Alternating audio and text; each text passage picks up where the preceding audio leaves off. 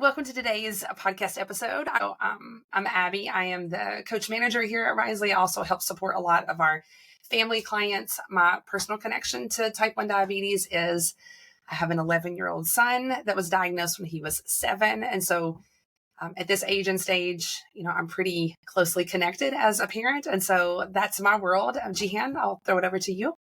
Yeah, thanks. So I'm Jehan. I've had type 1 for going on 28 years. I am a coach here at Risley. I work with one-on-one clients, also work on our group coaching program, which is so fun to do.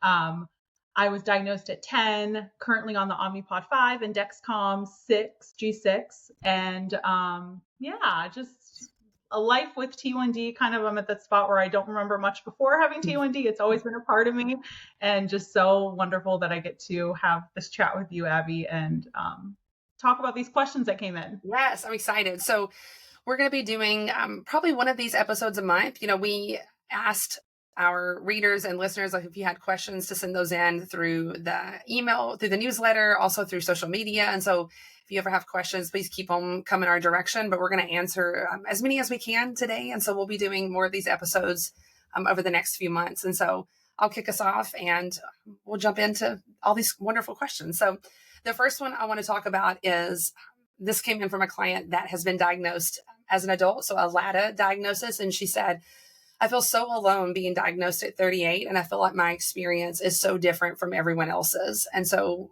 what are your thoughts on this, Jehan?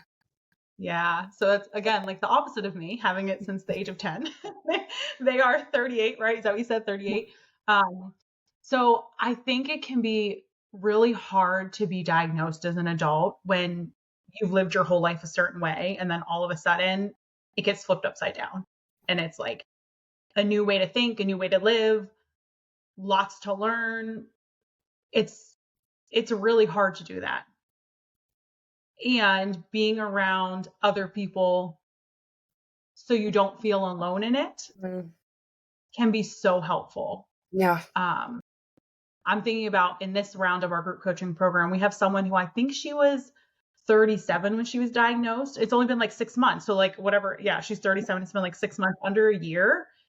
And she felt the same way. And it's one of those things where, like, really, no matter the age that you've been diagnosed, you still have the same struggles of living with type 1. Yeah. And it's nice to be able to talk to other women who've been diagnosed as adults to understand that, like, really, really tough spot of like reshaping your life, right?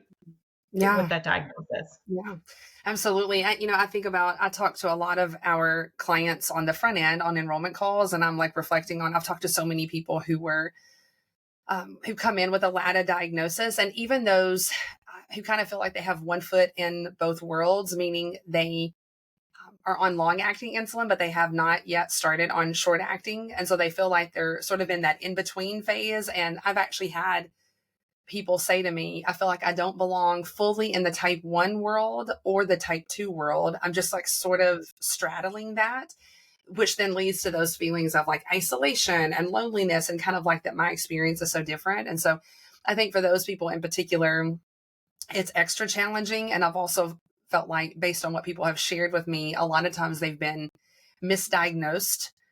And they've had, sort of that battle of trying to advocate to get the test that they need and like to really be heard. And so I know that they come in with a lot of isolation. I think, to your point, finding connection and community as soon as possible can make a world of difference. Yeah.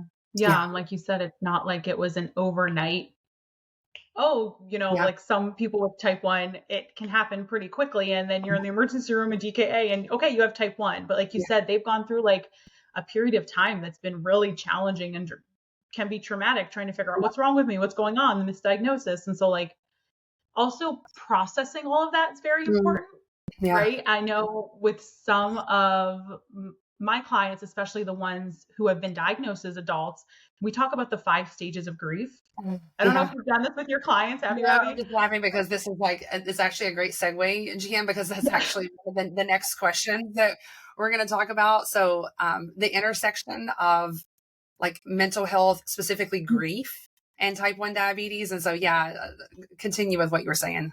Yeah, yeah, but like sometimes we think about grief as in like losing a loved one or losing a job or moving, like it's the loss of something, right? And so Mhm. with clients who are having a hard time with accepting their diagnosis, we talk through it of like it can also be your diagnosis, right? Like you're losing what you had before, the life you had before.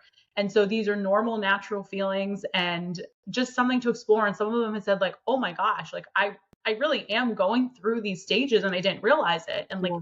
working your way to acceptance and like you might feel that anger again, but just like thinking about it from that lens of, "Hey, like this is something hard and traumatic," Mm. and processing it, feeling it, and knowing, surrounding yourself with people who, like you said, even if it's the LADA diagnosis, like finding your LADA group, finding Yeah. other T1Ds, just finding people who also acknowledge and hear that it's hard.